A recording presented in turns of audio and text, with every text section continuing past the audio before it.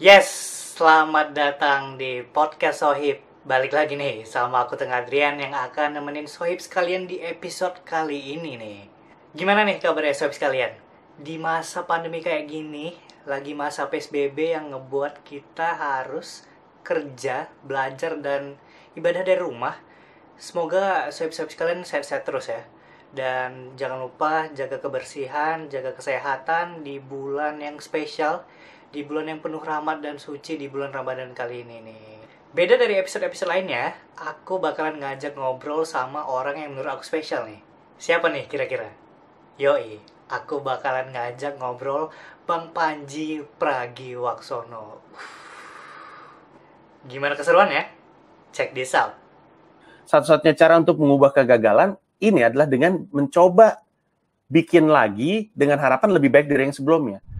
Yes, selamat datang teman-teman sekalian di Charity Ramadan bareng Basnas. Sama aku Tengah Adrian yang bakalan nemenin Sohib sekalian selama 1 jam ke depan mungkin. Terima kasih sebelumnya udah datang di event live Charity Ramadan bareng Basnas, tentunya dipersembahin oleh Basnas, Badan Pengelola Zakat yang dibentuk oleh pemerintah yang bertugas untuk menghimpun dan menyalurkan zakat, infak, dan sedekah pada tingkat nasional. Atau untuk informasi lebih lengkap bisa kunjungi di www.basnas.go.id. Bekerja sama di event ini nih sama indonesiabaik.id, platform media digital yang menyajikan informasi dengan fakta dan data. Karena yang muda suka data. Oke, mantap kali. Oh ya, di event ini nih kalian bisa ikut berdonasi juga nih melalui rekening yang ada di layar ya, atau di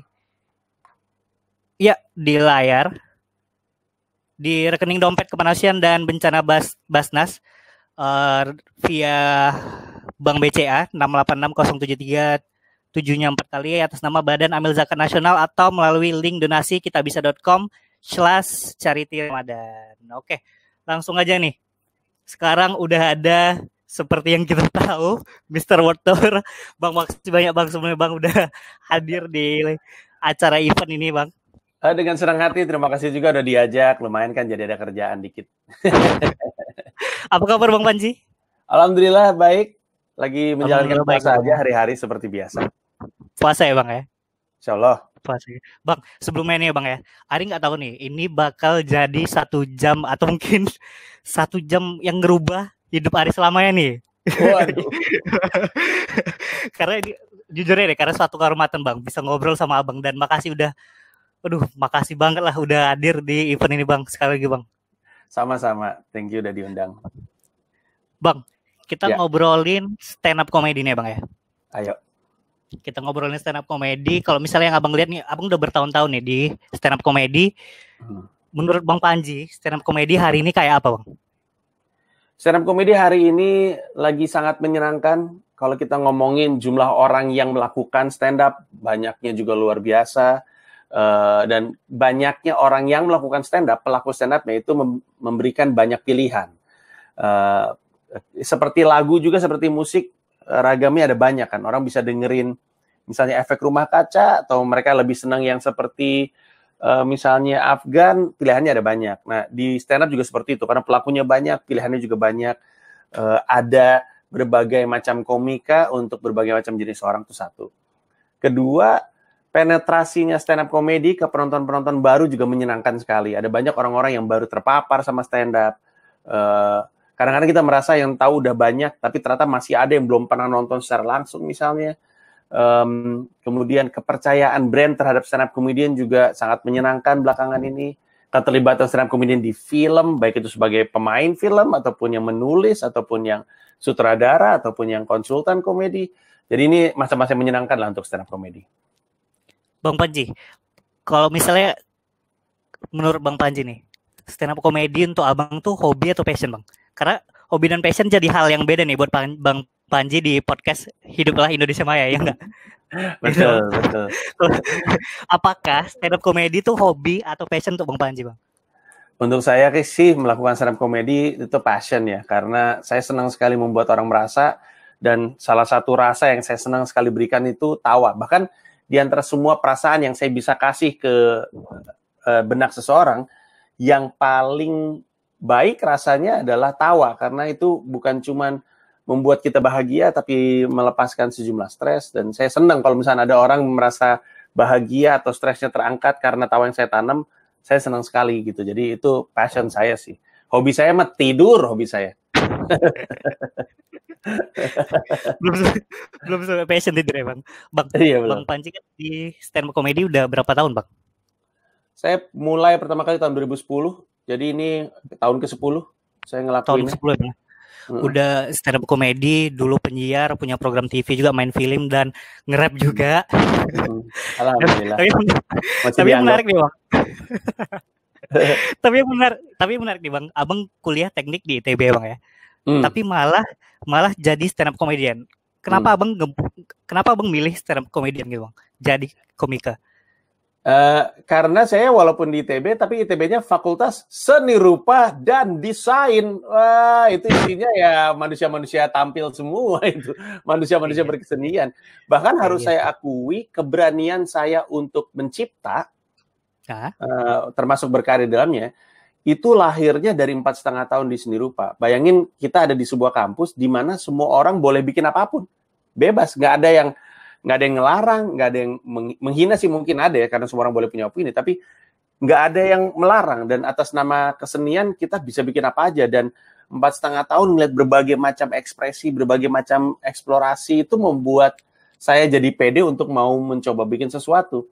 Dan di kampus itu acara tuh sering sekali, berbagai macam acara, dari yang rutin kayak misalnya Fancy Night, sebuah pesta kostum untuk perayaan lulusan wisuda, sampai acara-acara kayak Monster of Rock gitu, kayak acara musik gitu-gitu. Jadi peluang untuk dalam tanda kutip melatih kita untuk tampil tuh ada mulu. Jadi kenapa akhirnya saya jadi ke stand up comedy, karena memang dari kecil senang bikin orang ketawa. Terus gara-gara kuliah di ITB saya jadi tahu kesenian stand up, jadi itu ada di kepala saya.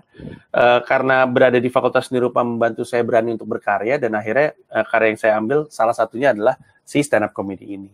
Si stand up comedy ini bang. Kalau boleh milih satu bang, dari 10 tahun abang di stand up comedy, momen yang paling menarik selama Bang Panji stand up.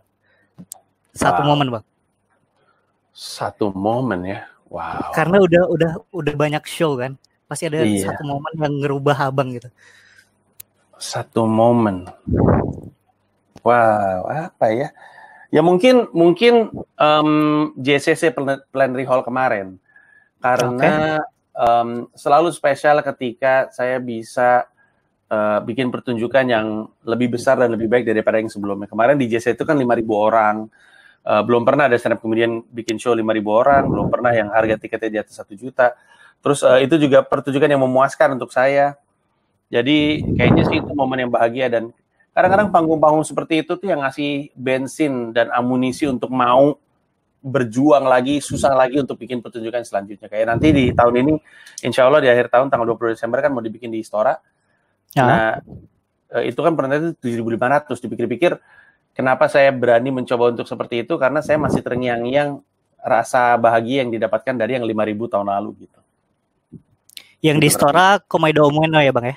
Betul sekali. Tumben ada yang benar ngomongnya. Tapi spellingnya susah bang. Komedo Umeno, stand up comedy motor ya bang ya? 20 kota di dunia ya bang ya? Betul sekali. Bang, bisa diceritakan nggak tentang Unik Tour ini bang? Terus kayak kenapa namanya itu? Karena lafalinnya susah bang, sumpah susah. Iya. Kalau uniknya tour ini, dia paling unik sih, karena dia sesuatu yang dihajar pandemi. Yang lain nggak ada. Yang lain permasalahannya tuh permasalahan sosial, politik. Ya, ini permasalahannya pandemi loh. Jadi ini unik. Jadi bisa menuntaskan tour ini adalah sebuah kemenangan tersendiri sih buat saya pribadi dalam rangka penyelenggaraan. Terus di luar itu, dia jadi pengalaman yang menarik untuk yang nonton saya.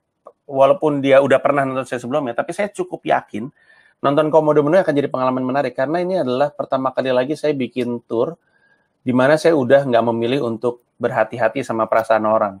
Bukannya nggak peduli, lebih ke nggak berhati-hati. Karena saya ingin kembali jadi diri saya waktu saya pertama kali bertemu dengan stand up, dan pengen ngelawak aja tanpa khawatir apakah ini akan menyinggung, tanpa khawatir apakah ini akan bikin orang marah. Karena saya tahu niat saya baik, niat saya nggak menghina, ya udah ini kita all out aja.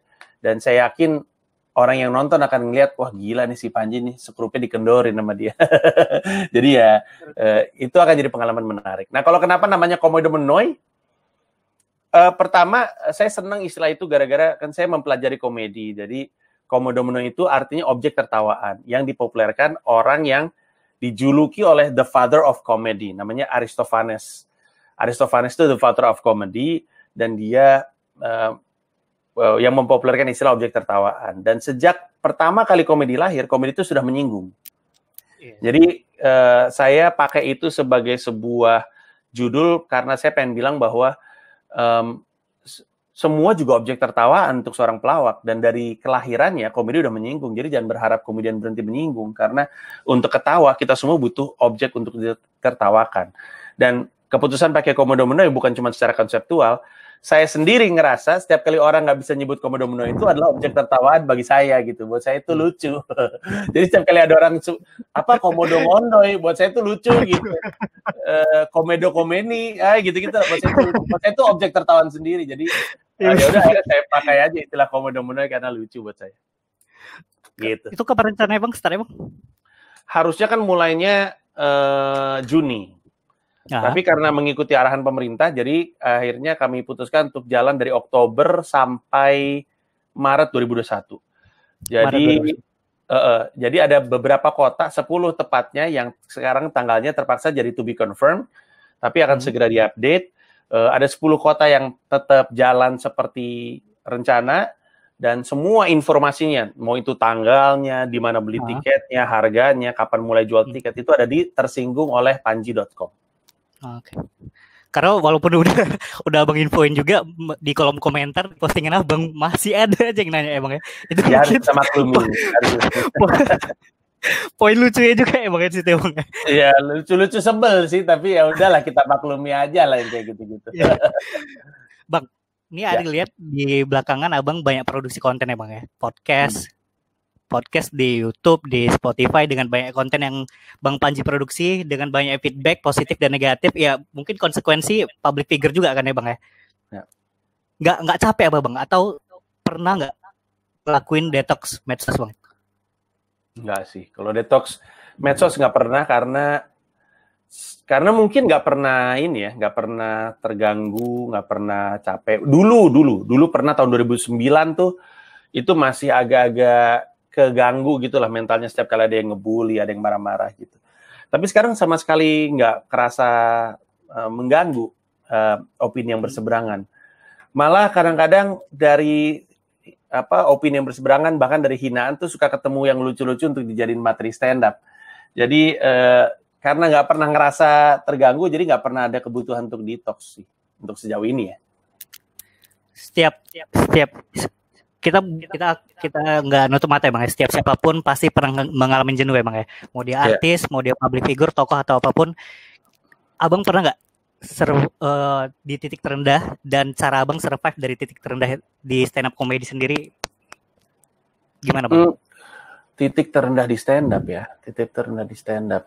Ini kalau misalnya mau jawaban apa adanya ya.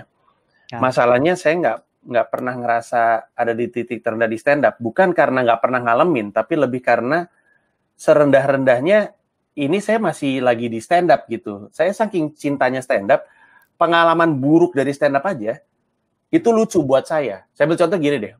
Kemarin saya pernah kerja di sebuah perusahaan mobil, brand mobil. Kemudian saya sambil ngelempar joke juga. Tiba-tiba di atas panggung kelepasan nyebut merek mobil lain. Ya Allah, ya Robi, malunya luar biasa itu malunya. Tapi karena saya suka pekerjaan saya, itu aja lucu buat saya. Kalau diceritain ke orang tuh saya bisa sambil ketawa gitu. Tapi bukannya saya nggak pernah ngalamin hal yang buruk dalam hidup. Pernah, tapi mungkin bukan di stand up. Dan kalau misalkan ditanya gimana cara bangkit lagi dari situ, saya tuh punya prinsip udah menyerah untuk menyerah sih. Dan ini prinsip yang saya udah pegang dari lama, dari kuliah. Nanti rencananya di Istora Senayan, saya kan selalu ada epilog tuh, selalu ada kayak cerita penutup kayak 5 menit yang mengubah hidup. Itu tuh epilog-epilog yang selalu saya lakukan setelah pertunjukan yang di Jakarta. Nanti di akhir pertunjukan Jakarta saya mau cerita tentang kenapa saya udah menyerah untuk menyerah. Tapi intinya cara pikir itu yang membuat saya selalu berpikir kalau saya gagal dan saya berhenti, maka saya nggak bisa mengubah keadaan gagal ini. satu-satunya cara untuk mengubah kegagalan ini adalah dengan mencoba bikin lagi dengan harapan lebih baik dari yang sebelumnya. Yang kalau misalkan ternyata bikin lagi masih jelek, kalau saya berhenti, saya nggak bisa mengubah keadaan. Maka saya harus bikin lagi dengan harapan lebih baik gitu. Jadi itulah kenapa saya nggak mudah untuk patah arang, dan itulah cara saya untuk jalan kembali setiap kali gagal. Gitu. Bang, di stand up comedy udah mulai banyak yang pengen jadi komika ya Bang ya. Ada nggak Bang tips-tips untuk pemula yang mungkin mau mencoba berkarir di stand up comedy, karena dengan mulai banyak komika berat nih untuk memilih karir jadi komika ya Bang ya. Mau karir apapun itu segala macam, memilih untuk menjadi komika itu sendiri tuh rasa hari kayak berat juga. Ya, betul. Tipsnya apa nih Bang untuk masuk di dunia stand up comedy Bang? Waduh, tipsnya apa ya? Pertama-tama sih gini ya, orang tuh mesti sadar bahwa kayaknya dia mesti bertanya sama dirinya sendiri. Kalau dia mau jadi stand up comedian itu alasannya apa? Apa yang membuat dia pengen jadi stand up comedian? Kalau alasannya adalah bukan karena dia senang bikin orang ketawa, maka sebaiknya jangan nyemplung. Karena stand up comedy itu bukan tempat untuk orang merasa benar. Stand up comedy itu bukan tempat untuk orang pengen dilihat. Stand up comedy bukan tempat untuk pengen jadi terkenal. Itu ada banyak yang lain dan sah yang lain itu. Stand up comedy itu tempat untuk orang yang senang bikin orang ketawa. Karena saya tahu ada orang yang jadi stand up comedian karena sebenarnya pengen masuk TV. Nah kalau kayak gini akan mudah untuk dia berhenti di tengah jalan karena tujuan utamanya bukan stand up-nya, bukan bikin orang ketawa, tapi terkenalnya. Nah, jadi pertama-tama sih dia harus tahu dulu kenapa dia pengen jadi stand up comedian. Kalau jawabannya adalah karena dia senang bikin orang ketawa, ayo silakan kita masuk. Nah, sisanya tidak ada jalan yang lebih baik untuk bisa jadi stand up comedian selain mengasah sensitivitas komedi. Artinya untuk membuat rabaan kita lebih baik soal apa yang kita pikir lucu ini menurut orang lucu atau enggak ya. Nah, itu yang paling susah tuh. Karena kadang-kadang menurut kita lucu, menurut orang nggak lucu. Nah, untuk bisa mengasah itu, maka jalannya adalah latihan. Untuk disiplin menulis, disiplin open mic, disiplin nulis, disiplin open mic untuk nyobain beat baru gitu terus. Karena saya sendiri untuk bisa dapat materi 1,5 jam, 2 jam, saya nulisnya sepanjang tahun dan nyobainnya 6 bulan. Nah, kalau saya nulis materi stand up setiap hari. Tapi nyobainnya itu rata-rata 6 bulan, 4 bulan. Dan dalam seminggu itu bisa 3-4 kali. Selama 4 bulan, 6 bulan itu. Jadi, karena saya sampai sekarang masih kesulitan mencoba untuk ngeraba ini tuh lucu nggak ya? Atau gimana cara nganternya biar orang nangkap lucunya di mana gitu. Jadi, mungkin yang pertama adalah kenapa dia pengen jadi stand up comedian. Kalau emang dia senang bikin ketawa, maka sisanya adalah harus berjuang untuk mengasah sensitivitas komedinya dengan latihan.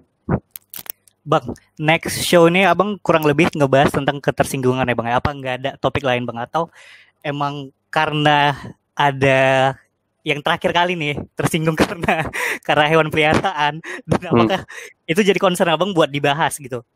Apakah ada concern lain? Itu kenapa abang pilih? Oke, ketersinggungan yang akan aku bahas di special show selanjutnya. Ya, sebenarnya sih kalau kasus terakhir kali sih bukan kucing ya. Kasus terakhir kali itu masalah tunanetra. Tunarungu, orang tuli. Sorry. Ada yang sempat tersinggung. Terus sebelumnya soal kerusuhan 98.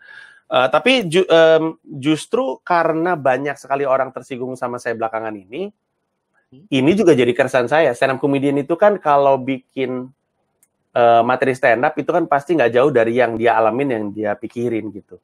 Bahkan kalau kita mau ngelihat ya seorang musisi, seorang penyanyi atau sebuah band, supaya kita bisa ngelihat apa yang lagi mereka alamin, lihat aja album pada tahun itu. Karena albumnya dia pada tahun itu tuh menggambarkan apa yang dia alamin. Nah, pertunjukan stand up juga kayak gitu. Yang Komodo Menuai ini menggambarkan apa yang sekarang ini sedang marak sekali di Indonesia, yaitu ketersinggungan, orang berantem. Itu juga dialamin sama saya. Jadi di pertunjukan ini memang saya banyak ngomongin soal kenapa sih orang tersinggung. Kenapa saya mau buktiin kenapa nggak mungkin bikin stand up comedian atau berharap stand up comedian berhenti menyinggung. Benar-benar tidak mungkin. Dan saya akan buktikan di pertunjukan. Terus udah gitu cerita-cerita tentang siapa yang tersinggung sama saya, soal saya diberhenti di masjid karena ada bapak-bapak yang marah sama saya. Terus aja sampai kepada apa yang kita bisa lakukan kalau orang tersinggung. Sampai kepada hal-hal lain dibahas di situ. Tapi ada banyak topik yang dibahas di dalamnya, tapi memang kebanyakan topiknya berputar di masalah ketersinggungan. Oke. Bang, ini di live Instagram lucu-lucu lagi nih yang komen-komen, aduh. Ini Ya itu teman-teman buat yang datang di live, makasih banyak udah datang. Nih teman-teman, kalau misalnya ada yang mau ditanya ke Bang Panji, boleh ya Bang ya, nanya ke Bang Panji ya.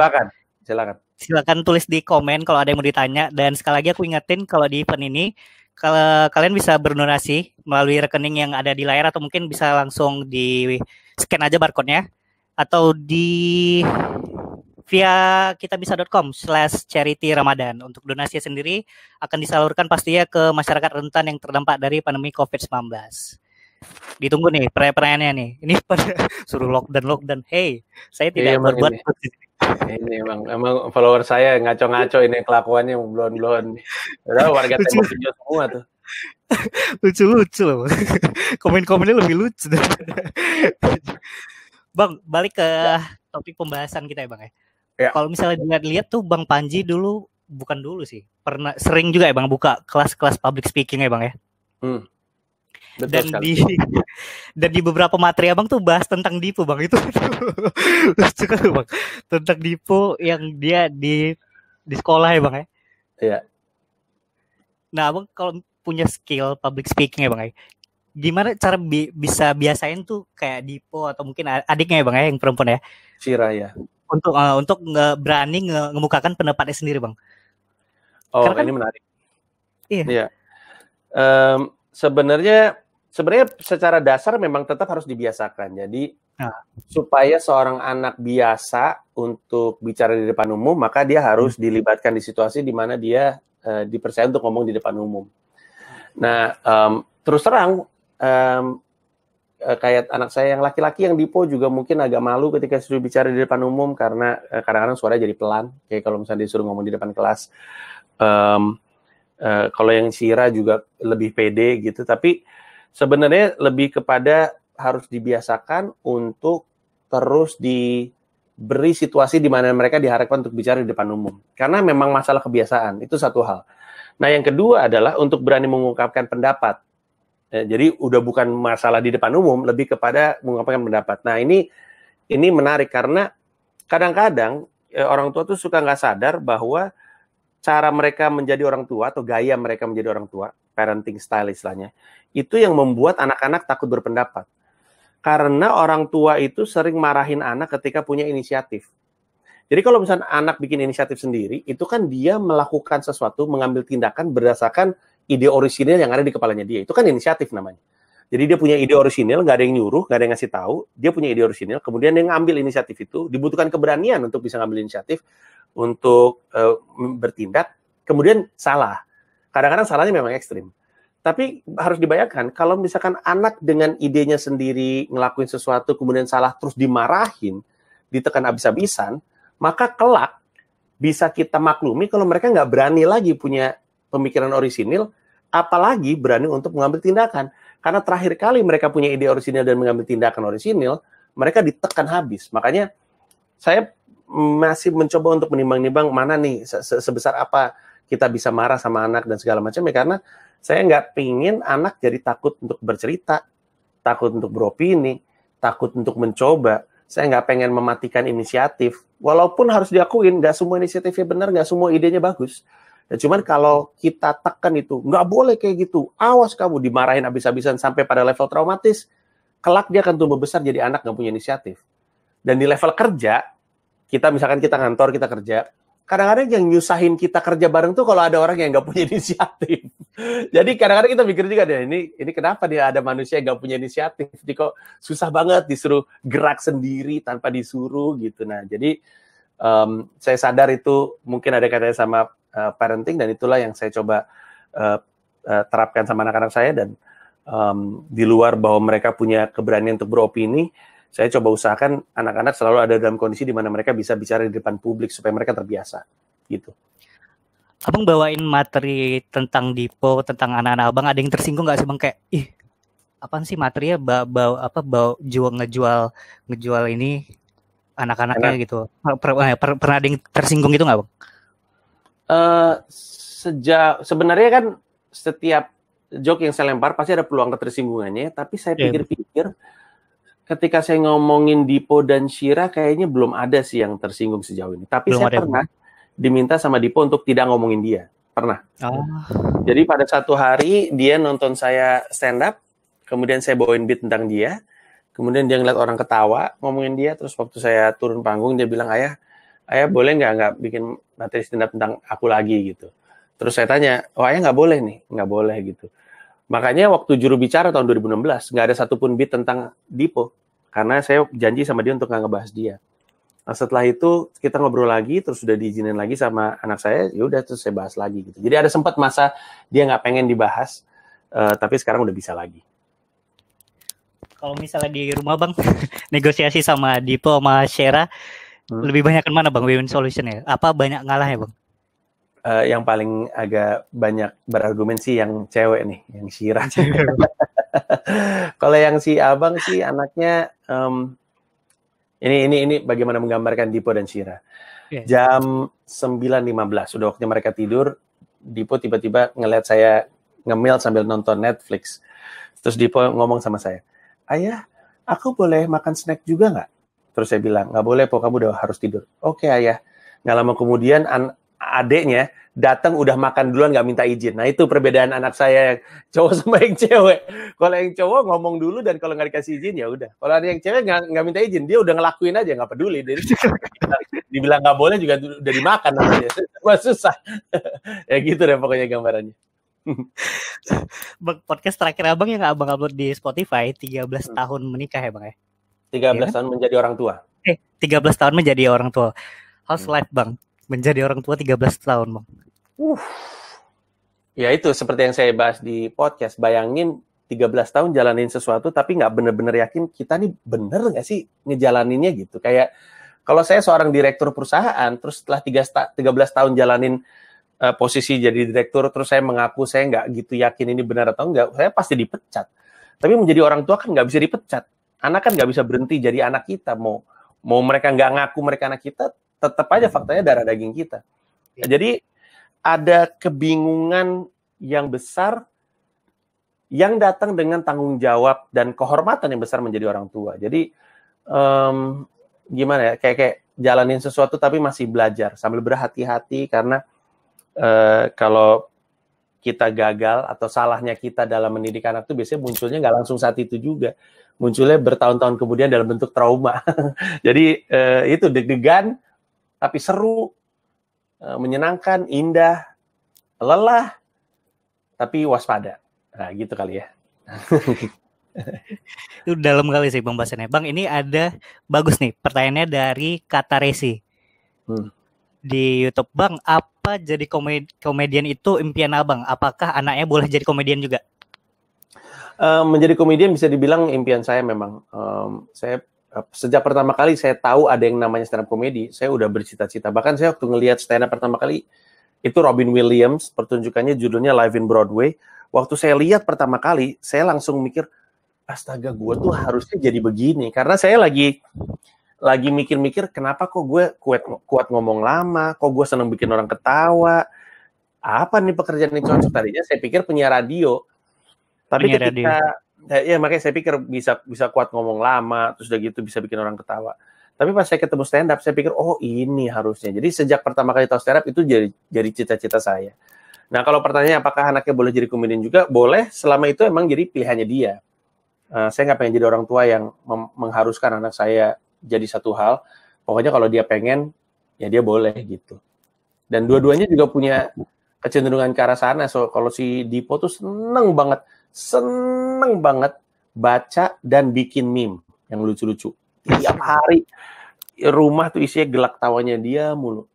Yang cewek sukanya ngeprank dan bikin joke. Iya, jadi dua-duanya rada ada arah-arah kesananya lah.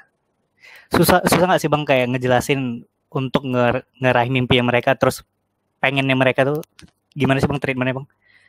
Nah, ya memang susah ya, bukan susah gampang, emang susah.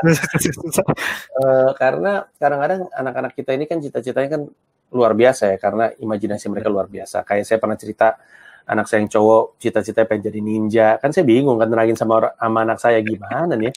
Kalau gue larang nanti dia patah hati. Gue biarin mau hidup dari mana jadi ninja, ya kan, kerjaan nggak ada BPJS ketenaga kerjaannya, nggak ada uang pensiun, kan bingung kita. Yang cewek ini sekarang lagi senang-senangnya ngedesain robot. Desain robot. Dan dia pengen robotnya jadi sekarang. Saya bilang, boleh kamu bikin robot, tapi dibutuhkan banyak sekali ilmu untuk bisa sampai ke bikin robot yang basic-basic dulu. Cuman kan anak-anak kan kadang-kadang nggak mau menunggu. Jadi pinter-pinternya saya untuk ngarahin dia sebelum bisa bikin robot mesti kemana, gitu-gitu aja. Ya itu, susah. Karena kita nggak pengen matiin api yang ada di dalam mata mereka, tapi kita juga nggak pengen ngelepasin mereka begitu aja sehingga mereka jadi terjatuh karena jalannya nggak diawasin gitu. Itu sih tantangannya. Ini udah berapa bulan ya Bang ya pandemi? Perubahan apa sih Bang yang Abang ngalamin pas COVID kayak gini Bang, ke kerjaan atau mungkin ke kegiatan Abang bareng keluarga yang ngarusin di rumah aja itu? Apa sih Bang dampaknya Bang? Yang pasti sih dampaknya ternyata bisa punya penghasilan tapi tetap di rumah ternyata. Tapi ini untuk saya ngomong untuk saya pribadi. Karena untuk waktu yang cukup lama, saya itu resah sekali dengan setiap malam di WhatsApp sama anak saya yang perempuan. Terus dia bilang dia kangen, kapan pulang, udah malam, aku nggak bisa tidur tanpa ayah. Itu kan bagi seorang ayah kan jadi beban ya, apalagi ketika lagi kerja, kita tahu kita nggak bisa pulang cepet-cepet. Sehingga saya sempat berpikir, sebenarnya bisa nggak sih gue nih tetap di rumah, nggak keluar rumah, tapi tetap berpenghasilan yang seperti sekarang. Nah, ternyata pandemi corona itu membuktikan bahwa ada jalannya, walaupun mungkin tidak seperti biasanya ya penghasilannya, tapi jalannya tuh ada. Sekarang saya berpikir ke depannya, baik itu masih ada PSBB ataupun tidak, masih ada lockdown ataupun tidak, ke depannya saya akan berpikir, kayaknya gue mikir 2 kali deh sebelum ninggalin rumah. Kalau ada sesuatu yang sebenarnya bisa gue lakuin dari rumah, kayaknya gue lakuin dari rumah aja deh supaya bisa lebih banyak waktu di rumah. Karena kalau ada berkah dari pandemi ini, buat saya berkah sekali saya bisa setiap hari bersama dengan keluarga. Berkah sekali. Setiap hari bersama keluarga. Bisa makan siang bersama, makan malam bersama. Setiap hari berkah buat saya. Jadi itulah yang saya rasain selama beberapa bulan ini. Kalau yang Abang lihat dampak ke teman-teman komika yang lain Bang? Nah ini sulitnya. Untuk beberapa teman-teman stand up comedy yang lain, ada beberapa komika yang memang tempatnya tuh di panggung. Dia bukan tipe stand up comedian yang punya peluang di perfilman, pun film sekarang juga nggak jalan ya. Terus dia bukan tipe stand up comedian yang punya peluang di sosmed, artinya YouTube-nya subscriber-nya nggak banyak, Instagram-nya juga followersnya nggak banyak, sehingga peluang buat dia tuh sebenarnya selama ini memang cuma di panggung. Nah, ketika itu dirasakan sama sejumlah stand up comedian, pandemi ini menyulitkan. Makanya saya dan teman-teman di tim di kantor di Comika Entertainment lagi mencoba untuk mendesain solusi supaya komedian yang selama hidupnya dari panggung bisa kembali hidup dari panggung, walaupun dilakukan secara virtual. Kami lagi ngerjain produknya, moga-moga sih Juni awal udah bisa soft launch. Juni awal ya Bang ya? Ditunggu Bang kabar baiknya Bang. Amin. Bang Panji, di rumah Bang, ada nggak Bang upaya-upaya pencegahan nggak Bang, yang Abang terapin? Karena kan sebenarnya ya takut juga nggak sih? Iya nggak sih Bang? Takut juga nggak sih Bang? Iya, takut lah karena apalagi saya punya 2 anak kecil di rumah, itu tanggungan saya. Jangankan kena corona ya, sakit apapun juga udah beban lah. Anak saya baik yang laki ataupun yang perempuan tuh soalnya udah pernah diopname, jadi saya tahu orang tua ketika anaknya masuk rumah sakit ya, itu orang tua tuh pasti merasa bersalah sekali, merasa dirinya bukan orang tua yang layak gitu. Jadi apalagi dengan pandemi, saya jadi berhati-hati. Maka dengan itu saya membatasi orang ke rumah, terus saya juga membatasi pekerjaan yang mengharuskan saya keluar rumah. Terus sekarang di rumah tuh ada area area steril. Jadi sebelum masuk rumah, semua barang, semua manusia harus di situ dulu. Terus semua paket, semua belanjaan tuh harus disemprot dulu atau dicuci dulu untuk baru kemudian bisa masuk rumah. Saya kalau lagi keluar untuk belanja atau kemarin kayak untuk donor darah gitu, ketika sampai setiap kali saya mau keluar, saya harus bawa ember dulu untuk taruh di ruangan itu. Karena setelah saya balik dari ruangan itu, semua baju saya taruh di ember. kemudian saya ganti baju, baru saya bisa masuk, terus saya harus mandi, baju yang saya tadi pakai keluar langsung saya taruh di tempat cucian biar nggak takutnya bawa penyakit gitu. Jadi itu hal-hal yang dilakuin sih. Ini udah mulai banyak juga nih yang nanya-nanya nih. Oh ya, ini teman-teman buat yang baru gabung sama event live ini, kalian juga bisa tonton di YouTube-nya Indonesia Baik ID ya. Ini bisa jangan lupa juga donasi, linknya bisa scan barcode juga, rekening dompet kemanusiaan dan bencana Basnas. Bisa via kitabisa.com juga /charity Ramadan. Bang, ini pertanyaan dari Diovan Adi Prastiana, Bang. Ketika kita suka bikin orang tertawa, apakah kita harus ikut komunitas stand up? Ini di pertanyaannya di YouTube nih. Atau gimana Bang, agar punya karir di dunia komedi? Oke, ini pertanyaan yang bagus dan sering saya dapatkan. Banyak orang nanya kalau kita pengen stand up, apakah harus datang ke komunitas? Jawabannya tidak. Tapi akan jauh lebih mudah belajarnya, akan jauh lebih cepat pertumbuhannya kalau ikutan komunitas. Kenapa? Karena di komunitas isinya stand up comedian semua. Orang yang udah punya ilmu, orang yang udah punya pengalaman, mereka bisa berbagi pengalaman. Kemudian komunitas juga selalu bikin open mic. Dan open mic ini juga dikelola oleh komunitas. Dan orang-orang yang ikutan komunitas jadi bisa ikutan open mic gitu. Tapi sih nggak ada yang mengharuskan. Hanya saja kan pertanyaannya, kalau ada sekolah untuk membuat kita lebih pintar, kenapa nggak kita ambil peluang untuk ikutan ke sekolahnya aja? Daripada belajar sendiri bisa bikin pintar, tapi kalau ada sekolah kenapa tidak gitu. Nah, makanya saya selalu merasa, tapi ini saya pribadi ya, kalau ada orang pengen jadi stand up comedian, kemudian dia nggak mau masuk komunitas, saya jadinya ngukur ini orang berarti nggak segitu besar keinginannya untuk jadi stand up comedian. Karena kalau dia emang besar sekali keinginan jadi stand up comedian, maka yang dia inginkan adalah dia pengen belajar, dia pengen ada di lingkungan stand up comedian, dia pengen mendapatkan pengalaman sebanyak-banyaknya, dan tidak ada yang bisa memberikan itu lebih baik daripada komunitas. Gitu. Itu aja sih. Di luar negeri sendiri Bang, seberapa parah sih Bang yang Abang lihat dampak dari di scene ini Bang, di scene di dunia stand up comedy di luar ya Bang ya? Seberapa parah sih Bang dampaknya Bang yang Abang lihat? Lumayan, karena saya perhatiin beberapa comedy club di New York sama di Los Angeles juga bikin galang dana untuk sesama komedian yang lagi ada dalam karir merintis gitu. Tentu banyak stand up comedian di Amerika Serikat yang udah punya cukup tabungan, jadi bisa hidup dari apapun yang mereka tabung selama nggak bisa manggung. Tapi ada juga stand up comedian di Amerika Serikat yang lagi merintis dan nggak punya duit, dan penggalangan dana juga dilakukan di sana. Karena ya susah sih, stand up itu butuh panggung dan butuh penonton. Kalau nggak ada penontonnya bukan stand up. Kalau kata Raditya Dika, stand up comedy itu punya 3 pilar. Ada materi, ada delivery, dan ada penonton. Nggak ada salah satunya, nggak bisa stand up. Dan saya merasa dia benar. Yang kita lihat emang ya, kebanyakan public figure dan tokoh-tokoh udah banyak ngelakuin kegiatan sosial ya Bang ya, untuk saling tolong-menolong lah selama pandemi COVID-19 nih Bang. Kalau misalnya Bang Panji sendiri ada nggak Bang yang Abang ngelakuin selama pandemi COVID-19 ini Bang? Tidak ada. Tidak ada. artinya saya nggak memilih untuk bikin galang dana karena saya tahu galang dana banyak sekali. Jadi saya memutuskan untuk, ini daripada gue bikin galang dana terus mencari-mencariin duit orang, mending gue dukung galang dana yang udah ada. Makanya setiap kali ada teman-teman bikin galang dana, saya memutuskan untuk membantu untuk bukan cuma menyumbangkan ke galang dana tersebut, tapi juga membantu meramaikan.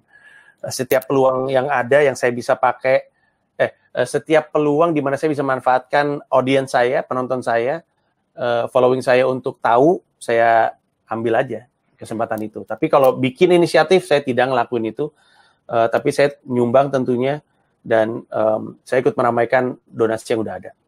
Tapi ada nggak sih Bang yang kayak nge-push Abang buat, ayo dong Bang Panji, buat donasi dong, bantu dong, mana nih? Oh, banyak. Sangat banyak. Terus ya, enggak juga, saya bisa memaklumi, tapi mereka juga harus dibikin maklum bahwa bayangin kalau ada 1.000 galang dana, terus kita nambahin 1 lagi, rasanya sayang aja gitu. Maksudnya, kan kita mesti bertanya lagi, kenapa saya bikin galang dana ini? Untuk memuaskan keinginan orang? buat apa kalau misalnya bikin galang dana itu ngelakuin itu? Untuk supaya terlihat saya baik karena saya bikin galang dana, buat apa? Saya kan nggak butuh dilihat baik. Saya tahu apa yang saya lakukan. Saya tahu saya nyumbang uang, dan jumlah uang yang saya sumbangkan juga alhamdulillah, menurut saya ya, alhamdulillah lah saya punya rezeki segitu untuk saya bisa bagikan.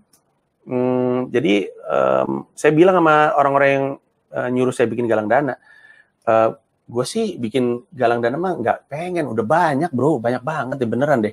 Baik itu galang dana untuk industri kreatif, galang dana itu untuk ojol, galang dana untuk masyarakat kecil yang nggak bisa keluar, galang dana untuk beli APD, untuk beli masker, galang dana untuk tenaga kesehatan, itu semua saya udah menyumbangkan ke sana dan udah ikut meramaikan. Saya rasa itu udah cukup sih.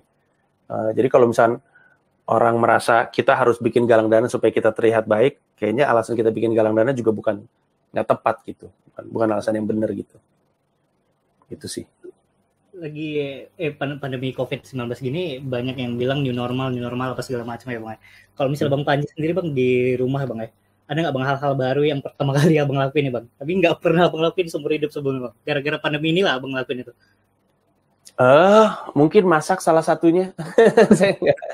Saya nggak pernah masak sama sekali, tapi sejak pandemi corona saya jadi banyak masak. Kemarin bikin ya yang basic-basic aja, teman saya ngerjain. Biasanya saya minta makan. Sekarang saya ngerjain, jadi mungkin masak salah satunya.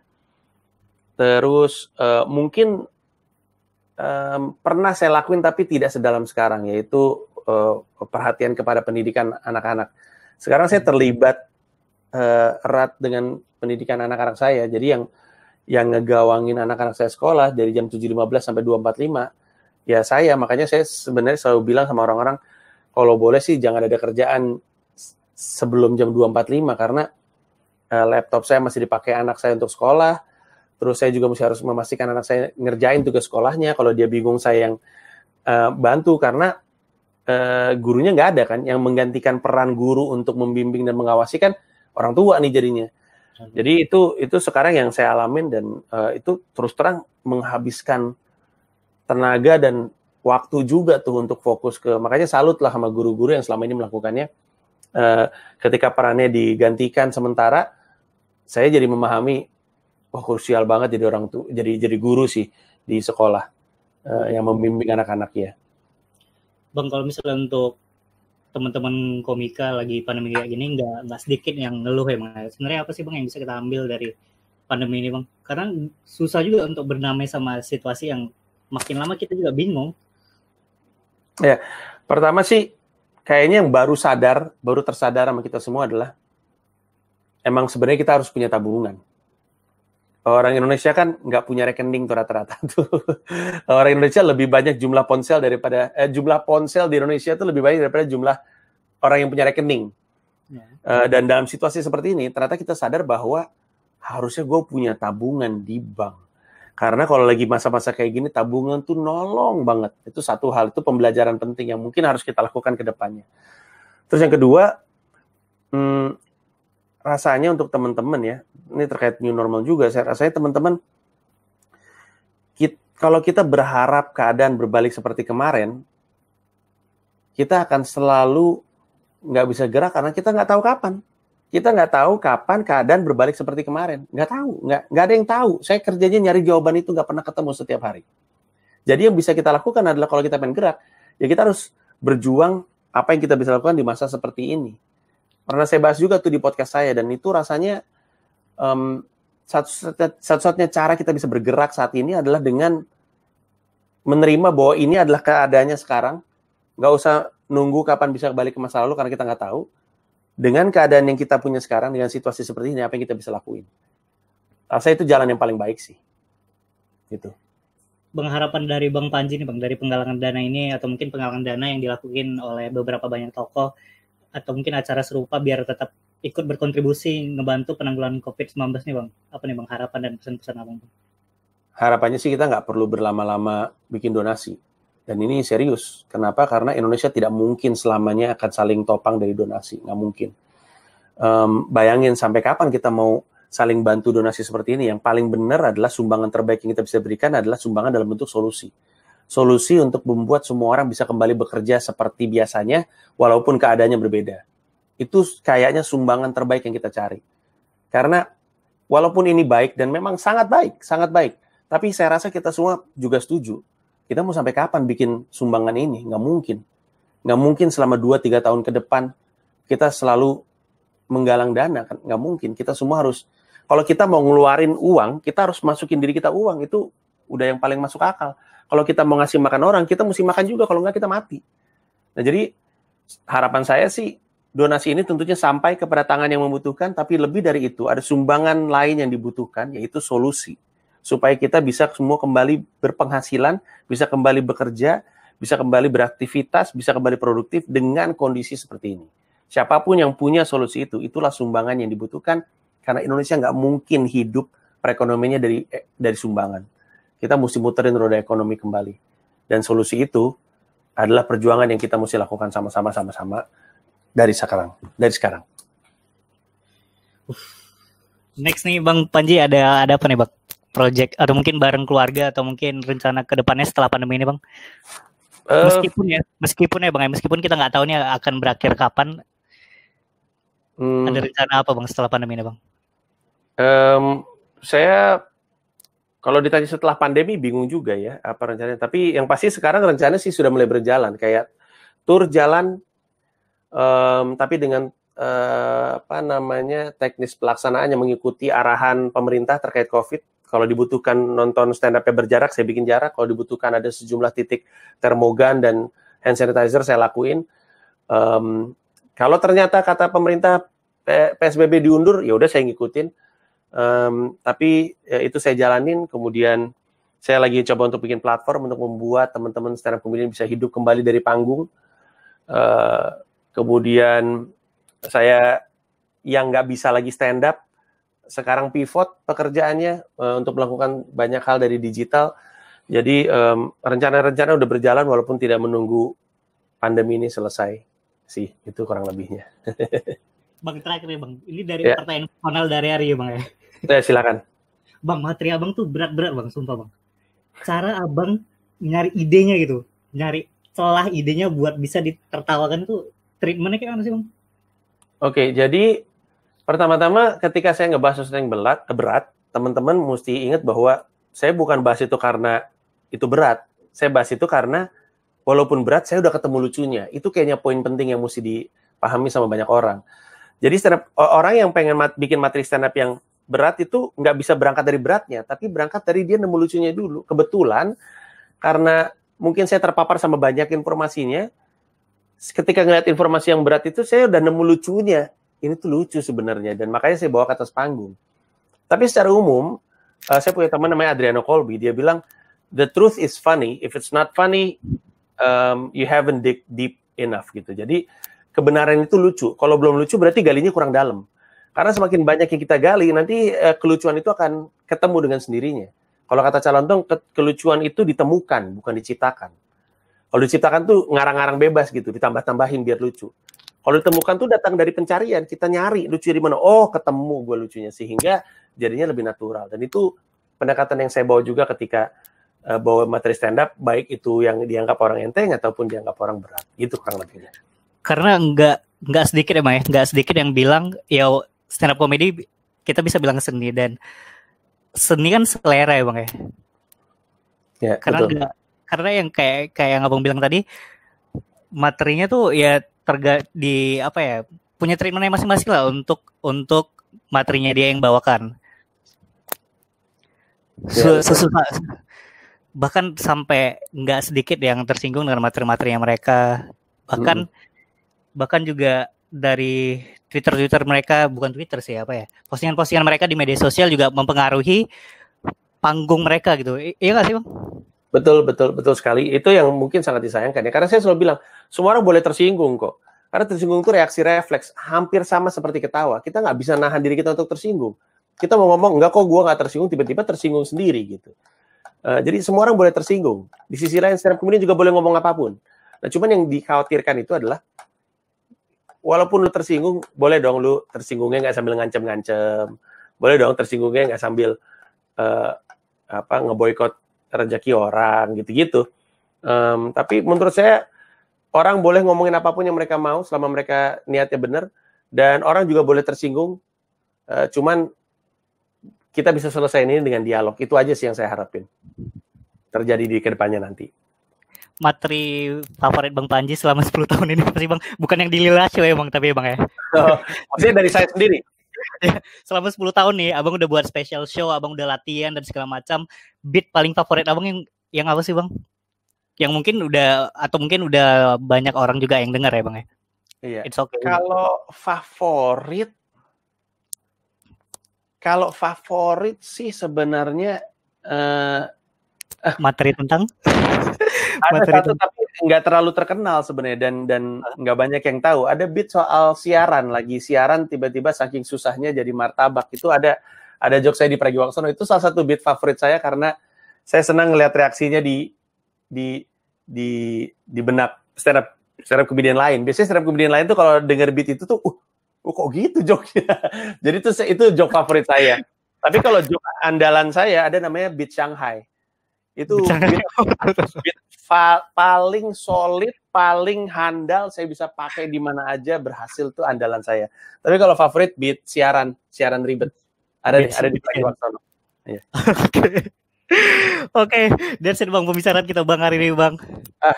Senang sekali diajak ngobrol. Moga-moga sumbangan banyak yang masuk dan moga-moga nyampe kepada yang membutuhkan. Terima kasih yang udah menyumbang.